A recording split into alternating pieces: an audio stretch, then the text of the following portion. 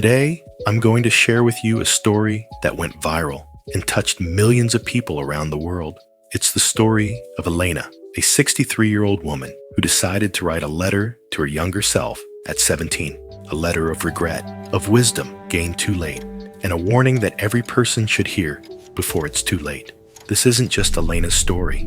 This is the story of thousands of women who, decades later, look back and ask themselves, where did I go wrong? What you're about to hear in the next few minutes might completely change how you view relationships, ideologies, and most importantly, yourself. So let's begin. Dear 17-year-old Elena, you're so excited right now, aren't you?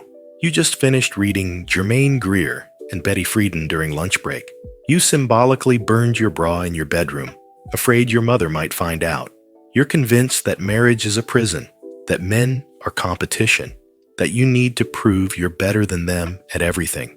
You're so brilliant, so full of fire, and I don't want to extinguish that, but I need to tell you something you'll only understand 46 years from now. You're going to spend the next 40 years turning every relationship into a battlefield. When Pietro takes you to Italy and gives you flowers at that restaurant in Rome, you'll roll your eyes and say, couldn't you have bought some good olive oil instead? His heart will break, and you'll feel like you won. When David tries to hold your hand at the movies, you'll pull away. I'm not your property, you'll say, and he'll leave. Another victory, you'll think. When Thomas says, you're so intimidating, you'll smile with pride. Good, you'll respond. Weak men don't deserve my time. Let's pause here for a moment, because what Elena is describing isn't strength. It's something psychologists call a defense mechanism. At 15 years old, Elena was rejected by a boy named João in front of everyone at school. That moment became what psychoanalysis calls a foundational wound, a trauma that shapes everything that comes after. And Elena did what many of us do when we're hurt. She built armor, layer after layer, year after year, until by age 40, she was impenetrable and also unreachable. This is what Freud called reaction formation. When we develop behaviors that are the exact opposite of our true desires as a defense against pain. Elena didn't actually want to compete with men. She wanted connection, but connection requires vulnerability, and vulnerability had caused her pain. So she chose the armor instead, returning the letter. But I need to tell you the truth, Elena. You weren't being strong.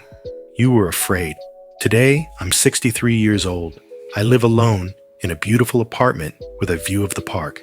I have a successful career, awards on the wall, published books, everything you dreamed of having, except that house in the countryside, that husband growing old beside you, those 2 children, those grandchildren you secretly imagine when you see families in the park. You know what I discovered, Elena? Vulnerability isn't weakness. It's the gateway to real connection, and I spent 40 years locking that door. So my advice to you isn't, don't be a feminist. It's, be authentically you. Don't let any ideology, feminist, traditional, whatever, tell you who you should be. If you want to be vulnerable, be vulnerable. If you want to receive flowers and smile, do it. If you want to let a man take the lead sometimes, there's nothing wrong with that. Here's the paradox that Elena discovered too late. True liberation isn't about rejecting everything traditional. It's about having the freedom to choose what authentically resonates with you. Winnicott, the British psychoanalyst, talked about the concept of the false self. It's the persona we create to protect our true self from the world. Elena's intellectual warrior persona wasn't her true self. It was a shield. And here's what's tragic. She spent 40 years defending a castle that no one was attacking. The real enemy wasn't men. It wasn't patriarchy. It was her own fear of being hurt again. Think about this for a moment. How many of us are doing exactly the same thing? How many of us are living lives designed not by our authentic desires, but by our defense mechanisms? We tell ourselves we're being strong, independent, self-sufficient. But are we? Or are we just terrified of letting someone see the soft, vulnerable person underneath? Elena's story reveals something profound about human psychology. When we experience pain, especially in our formative years, our brain does something fascinating. It creates what neuroscientists call neural pathways of protection. These are automatic responses designed to keep us safe. The problem is, these pathways don't distinguish between real threats and perceived ones. So Elena's brain learned, vulnerability equals pain, connection equals danger, needing someone equals weakness. And for 40 years, every time a man showed her affection, her brain triggered the alarm. Danger! Protect yourself. Push him away before he can hurt you. This is what psychologists call repetition compulsion. We unconsciously recreate the situations that wounded us, hoping for a different outcome.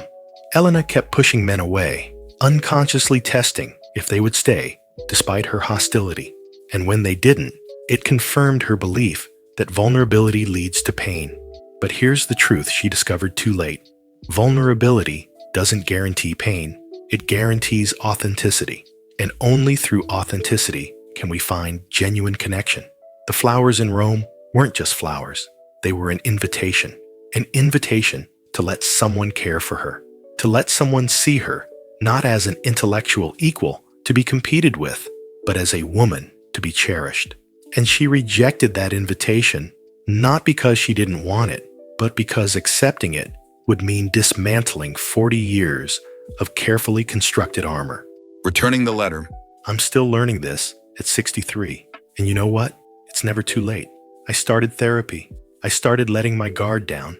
And for the first time in decades, I feel at peace. So here's what I want you to remember, young Elena. Don't let anyone tell you who you should be. Not feminists, not traditionalists, not society, not even me. Listen to your heart. If you want a career, build it. If you want a family, embrace it. If you want both, fight for both. But never, ever build walls so high that love can't climb over them. Because at the end of your life, you won't remember the arguments you won or the points you proved. You'll remember the moments you let yourself be loved, and you'll wish there had been more of them.